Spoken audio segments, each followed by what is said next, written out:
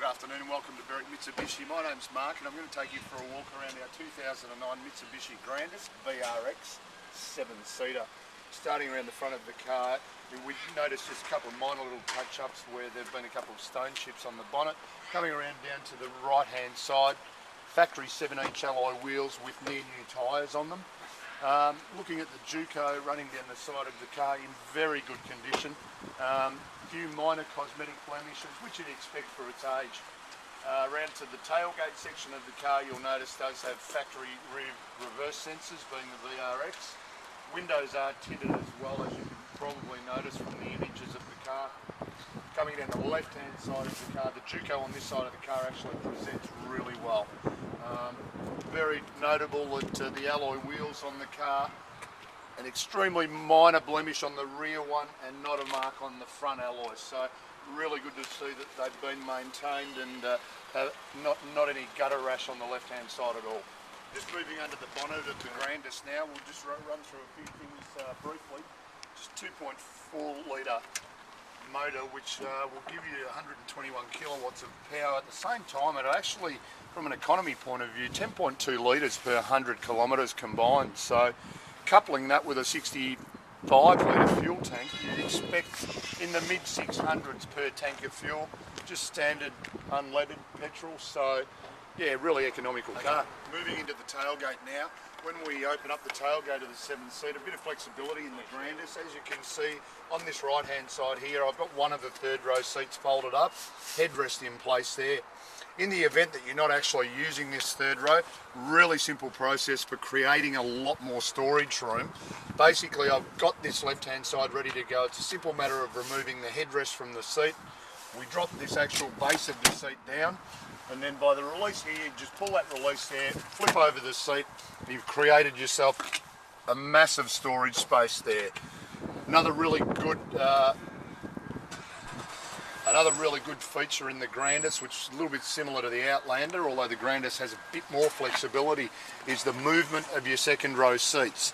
So I'll wander around just to the middle section here, just open one of the side doors, and in these cars basically just a release right under the middle of the seat, and you can actually slide them all the way forward. So your access into the third row seats when they're up and about, really easy. Even for somebody over 6 foot like myself, can just climb straight in like that. Now we move to the interior of the Grandis, and a lot to like about the interior. A really nice black and blue offset coloured dash for night time when it's all dark. It makes all the instrumentation really easy to look at. On your fully leather wrapped steering wheel, you have your cruise control arm just down on the right hand side. Obviously headlights and wipers standard on the correct sides, left and right. On your driver's armrest, all the buttons for your power windows, and then just on the dash on the right hand side, you've got your controls for your power mirrors. You do have the option of folding them in when the car is locked, or even in the supermarket car park. And you do also have a manual button to actually turn the audible sound of the reverse sensors off if needed. Moving along into the middle of the car, we have quite an updated high quality sound system. Just a push of a button to turn it all on. Really good sound out of there as well.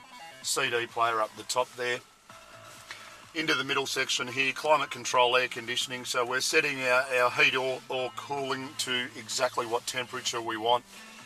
Down into the T-bar automatic, and two ways to drive the car, just as a standard automatic, or we just flick across into stick shift and we can do it manually if required. Quite a good feature when you're in hilly areas out on a long journey. Moving across to the passenger seat, we just grab the books, and service wise, been serviced at every interval required from new. So from a service history point of view, really good books.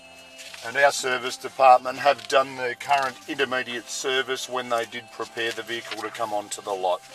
So servicing wise, yeah, really good. Also, as you'll see whilst we're in the interior, full leather interior, including the leather inserts on the actual door trims. You'll notice the previous owner has put the factory dash mat on the dashboard up here. Also has factory carpets right around all the floors as well.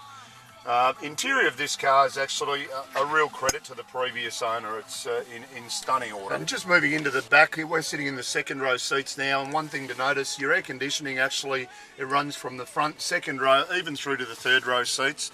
Also have individual controls up here to control the air conditioning or airflow into the back of the car.